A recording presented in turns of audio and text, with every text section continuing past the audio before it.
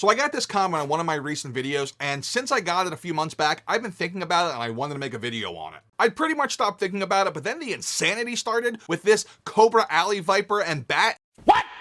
And I was like, no, secondary market insanity, we need to talk about it, and that's what we're doing today. What's up, everyone? My name is Matt, often called Big Nerdy. We are the NWO, the Nerd World Order, and this is Nerdzoic. If this is our first time meeting, I love toys. I've always loved toys, but I've been collecting toys for over 20 years, and I even started a toy store because, toys are my life. I've become like a toypreneur, if you will. Well, one of my favorite parts of toys is kind of just analyzing the secondary market. Some people look at that as like it's dirty. I don't think it is. I think it's fine. I think it's just something that's very nostalgic for me, and this goes all the way back to the old Toy Fair magazines that I used to thumb between looking at the prices. Yeah, I'm a nerd. Okay, nerd's gonna nerd. But this comment took me by surprise for a couple of reasons. One, to think that me, like this little channel, has any effect on pricing, I'm finding it hard to believe, but you know what? I figured it was worth a talk. So there's two channels in question. There's Nerdzoic, me. The other channel in question is 𝐒𝐿𝐿𝐼𝐸𝐺𝐵, which honestly I'd only heard of once or twice, but looking at him, he's only about like 100 million times bigger than me as he nears 1 million subs. So the question that the commenter asked, and again, great question, are we artificially driving up the market and making things more expensive? Like, for example, this Alley Viper and Bat figure. In my opinion,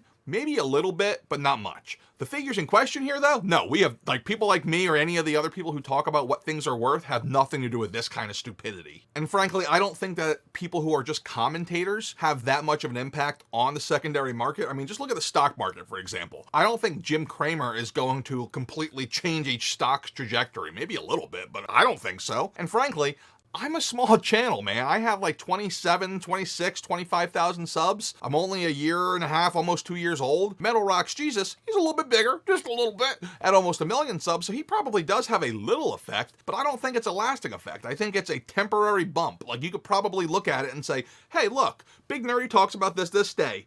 Boop. 𝐒𝐿𝐿𝐼𝐸𝐺𝐵 talks about something this day. Boop.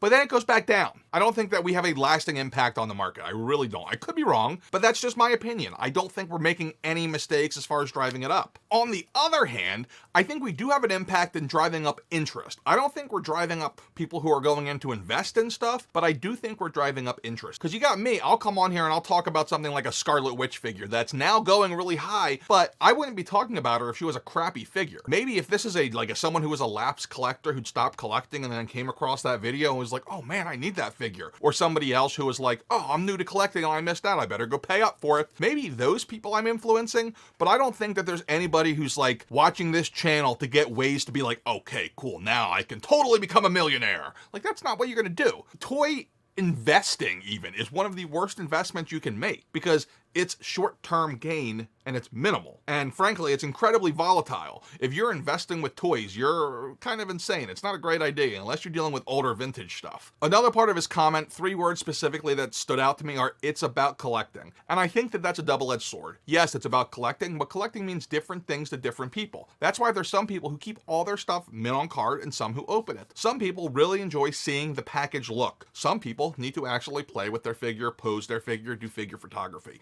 Me personally, I'm a mix. I see the joys of both. Talking about value, I think, is kind of the same. Again, for me, going back to the old days, thumbing through Toy Fair, at least Toy Review, I've always been interested in the economic side, like why one figure blows up when another one doesn't. It always interests me, and that's just part of the collecting nostalgia for me. And if that's you, that's okay. But I don't think that it's artificially driving up the market. I don't think it's hurting collecting or anything like that. Oh, and I almost forgot, part of that pride in value of having something worth money is because you got it below retail. For example, if you find a rare Chase figure talking about like, hey, look what I found, it's like $70 and I found it at Walmart. That's not about being like, yeah, I'm gonna flip it. It's more about the pride, because we call it toy hunting. The point of hunting, like you heard of big game hunting, the point of the hunt is to catch something. The better the catch, the better the hunt, right? I mean, I kind of think that's how it goes. Now, granted, toy hunting's almost dead at this point, thanks to Target and Walmart not really putting stuff on shelves half the time. So I know that ruins collecting largely. But again, I do not think that talking about toy values and what's going up and what's going down, I don't think that's having any big impact. Like I said, small blips here or there, but nothing like the stupidity with this Ally, Viper, and Bat figure. This is all about Walmart releasing these two G.I. Joe figures early for some god-known reason, and Hasbro, I really hope you punish them for this, because it really screws the small shops, like mine, who are trying to compete with them, and frankly, it kind of sucks. Because you have rules for us, but not for them. If we did that, we would be getting fines. So you might be asking yourself, okay, Big Nerdy, so if you're not impacting value, if Metal Rocks Jesus isn't the big thing impacting value, what exactly does make a figure go up or down in value? Well, that's a good question. I thought about it, and I have a couple of things that make that happen. One, new IP, new intellectual property, as in, oh wow, Star Wars hasn't been interesting in a while. Hey, we got a new movie, right? So anytime there's a new Star Wars movie or property, figures, older figures from that property are gonna get exciting. A great example of that is Cad Bane. Cad Bane's a cool looking character. He had a figure a few years back, maybe even just last year, in the Black Series, and it was okay, you know, it was going pretty well. But then he shows up in the new IP that is the Bad Batch, and the figure goes through the roof. The man goes through the roof. That's kind of the norm. Kang the Conqueror, Marvel Legends, is another perfect example of a figure that went through the roof because he showed up on a TV show, Loki. Now that can be completely destroyed by them doing a re-release or a rerun. Like with Kang, we have a rerun coming, and that means when that comes out, it's the exact same figure, so that figure's going to see a major dip in secondary market price, right? That's not because of me, that's just because of production. Production levels have a huge impact on all things figure value. For example, if you go back and look at some of the older Black Series figures, you can tell which ones they made a ton of versus not a ton of. Take a look at the red line, the first 50 figures. Even the really good figures that were not sequel trilogy figures are not really, you know, holding value at all because they were produced like crazy. Product coming out early is another thing that drives up figure prices, like these G.I. Joes. Whenever figures come out early, people are like, oh, FOMO, gotta have it first, and they pay stupid prices. Someone paid $2,500 for that Blood figure from G.I. Joe back last spring, when now it's like 22 easy.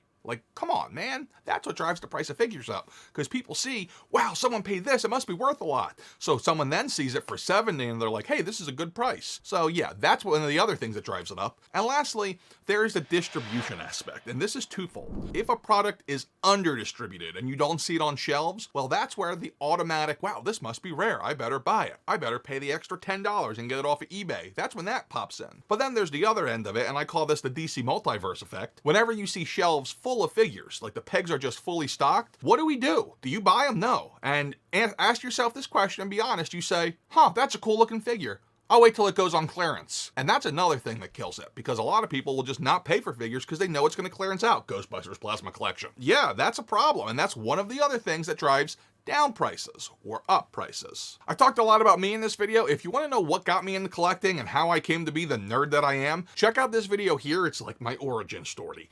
And remember, you have to get old, but you don't have to grow up. Just be cool and stay nerdy. Later.